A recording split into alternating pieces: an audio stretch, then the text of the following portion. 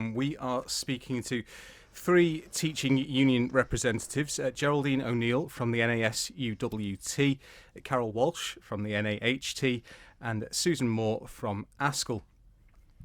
And this is regarding the ongoing disputes between these three teaching unions and the Departments of Education, Sport and Culture. Carol, if I can come to you first, let's start from the start. Where are the unions up to with this dispute at the moment? Okay, the three unions that are in dispute, which is us three, we all went to the Manx Industrial Relations Service last Thursday to put our case to them, and we are waiting for them to come back to us now. The deal that's been put forward by the department so far, Geraldine, is one that has been accepted by the other union, the NEU, but these three unions that you three represent it's been accepted in principle, has it not? No, it's gone out to their membership, so it hasn't been accepted. Okay. They're waiting. They put a survey out. Yeah. Okay. A survey out for their members to respond to. So it hasn't been accepted yet. Okay, well, that's good. Thank you very much for that clarification. But Geraldine, it's quite clear that the three unions that you represent, you are not happy with that offer. Can you tell us then what you three would like to see happen? Well, we feel this doesn't address any of our issues in our disputes. That's why this offer is not applicable to our disputes. What we want to see is the 3.5% that should have been awarded in 2018, fully funded by the department and backdated. And then the NASUWT supports that from our union colleagues, our other union colleagues. Plus, we want to see a 2 to 3 year plan to deal with the pay erosion, a percentage to deal with pay erosion. Those are the basic parts of our discussed pay settlement that we want to put to the department. And is that something which the other two unions, NAHT and ASCL, both agree with 100%? Absolutely. Absolutely. The NEU also agreed that in the pay talks, so the NEU were also in agreement with both of those points that Geraldine has made as well. And it goes right back, actually. We've got correspondence between all of the unions, with all of our letterheading on the correspondence, and the department to raise our concerns about the erosion of pay since 2010, the need to implement the 3.5% that was recommended by the review body in 2018, and the need to look at how we go forward to make sure that we make up that erosion in pay. And I think the reason for it's really important. We're really, really concerned to make sure that we get good quality teachers and school leaders on this island for the sake of our young people. Do you think that message has been conveyed clearly enough to the department then? Because what we keep hearing from the department, or even from the minister directly, is that they don't know what you want. Is that correct? We feel that message has been conveyed to them from the very beginning, and from our working group negotiations in November. On the very first day, all four unions agreed this within the space of an hour. We've kept to that all through negotiations since then, and as Sue and Carol have said, we've had these discussions on pay now for perhaps over 2 years now. We've been discussing the various issues that we have on this and dealing with why we feel the erosion of pay is so important for recruitment and retention for the future. And that's why this is so important now to deal with. So it sounds like, as far as you're concerned, you have given clearly defined terms to the department. Why do you think they're saying that that's not the case then? Difficult for us to know what their reasons are. I know that the representatives who've come over to support us from ASCL they came originally in September in full belief that we could negotiate with the department and reach a reasonable deal. And they've realised since that without this step, which is unprecedented for ASCL in its history, the association has never, ever recommended any kind of action.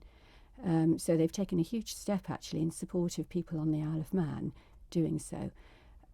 But they think the department's been prevaricating, filibustering, deliberately trying to put off reaching an agreement. And I think the other thing that has hurt teachers on the island is you would hope that the employer would work with you to arrive at a solution.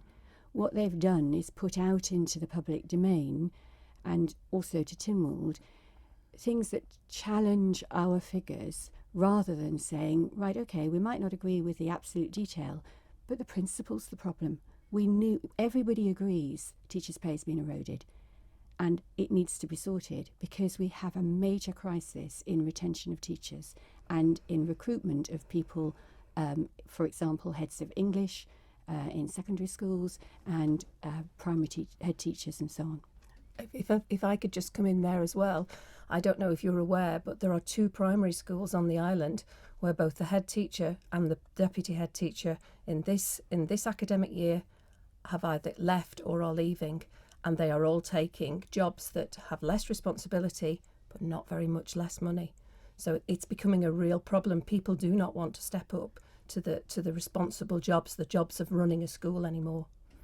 And representing classroom teachers, so the main body of our representation, many of our younger teachers are having to supplement their incomes by taking extra jobs in bars or working in anything else to even pay their rent, never mind be able to live or consider staying on the island and buying a house or purchasing property here. So it is a big issue to retain even those younger teachers who come and get some kind of extra support from the department in the beginning. Then after 3 years, that's gone, and they're in that financial position where they can't afford to live here. You've spoken there about numbers and figures, and I understand that you've taken issue with some of the figures put out in terms of the balloted numbers and the actual membership of the unions as well. Is that correct? Yes, because we have. In the 3 unions, those balloted are different to the full membership of each union. And so therefore, what's been represented as our total numbers is actually factually incorrect. And that would be the same with any union that's being balloted. So therefore, it's really disingenuous to present one side of that and not present the other side of that. We have to say, as NAHT, we have no idea where the Minister got his figure from for the membership of NAHT. We balloted 82 of our 126 members. We told the department that, and yet the Minister seems to think we only have 74 members. Where he got that figure from, I have no idea. And also we've had an upsurge, both NAHT and ourselves, the NASUWT. We've had many members joining through the ballot process, so there have been many members of staff who've joined us who have not been balloted, and that actually further accentuates the positive support we have for our industrial dispute. Looking at next week then, because we've been told that industrial action short of a strike is planned. Can you tell us what nature that will be? Okay, NAHT has informed our employer that we will be starting our action short of strike on the 30th of January. We have our meeting with our members on the 28th, and that's when we will decide definitively which actions we are going to take. But action short of strike for the NAHT mean it will not affect children's education at this stage. We will again be affecting working with the department. We'll be refusing link visits. We will be not working, going to departmental meetings, etc. So on the ground, parents will not see a difference, certainly to begin with, because again, we want them to come back to the table. We want to give them time to come and talk to us again. That's why we're doing this first again. We are absolutely firm on the fact that we want to come to a deal. We do not want to affect children's education. I think that's true of all of us. Yes. I don't know a single teacher or school leader on the island who wants to take action, and certainly who wants to take strike action. But if we don't take a stand, then we won't have many teachers left. No. And the people who suffer are the children. And actually the economy of the island. And it's one of those where we actually get hit. If we take strike action, we don't get paid. So we're taking a hit on that. Why would we do that? Because actually we care about the young people of this island. We want the education system to be as good as it can be. And we really want our employer to work with us to address the issues that we've been talking to them about for 2 years. And we've got nowhere without having to come to this really difficult position that we all feel we're in. Do you have any sense of how the public feels about this, of how parents feel about this, or other members of the public? Because sometimes when these stories get put out, you see things on social media where people talk about, oh, well, you know, teachers get X amount of holidays, a number of weeks holiday per year, and they get paid very well. And I'm sure you know these points that are put across. So what do you think that the feeling is amongst the public out there? I think the public generally support us because they realise for teachers who are dedicated professionals who are looking after the future of the island's future, in fact, that we wouldn't be taking this action if there wasn't a need for it. And I think they understand that it has to have been something that's led to this situation over a long period of time. We don't want the public to think that this just happened over the last couple of months. This is ongoing, and it has been over a number of years that we have been discussing this. It's also important to point out it is not just about pay. Many of our members are very clear about that. It's about the whole relationship with the workforce. It's about our employer valuing us and listening to us as professional organisations and as professional leaders and teachers. And that is something we need to restore in our workplace. So all of that is part of this dispute. And we want to see a different way of looking at financing education, not looking at cost, but looking at this as an investment for the future. That's what we want to do, all of us. So we do want to get back to the table as soon as possible. I think anyone who's ever lived with a teacher, whether had a parent as a teacher or a partner as a teacher, would know the hours that teachers work beyond the classroom. So short of the things that we've already spoken about, Carol, have you done anything else to try and resolve this dispute? Yes, we have. NAHT last Friday wrote a letter to Howard Quayle, the Chief Minister, to ask him to intervene because confidence was quite low with our department to actually solve this dispute. So we've asked him to intervene with high-ranking officials within government to help us. I would urge him, please, to come back to us. Could I also say that we urge all teachers to come to the meeting on Tuesday if they want to have a say in what the action is going to be? So ASCL also wrote to the Chief Minister after getting information about the proposed deal with the DESC and NEU.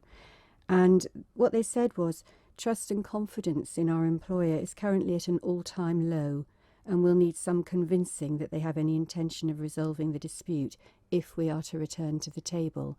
But we reiterated to the Chief Minister that we are really keen to find a proper resolution to this dispute.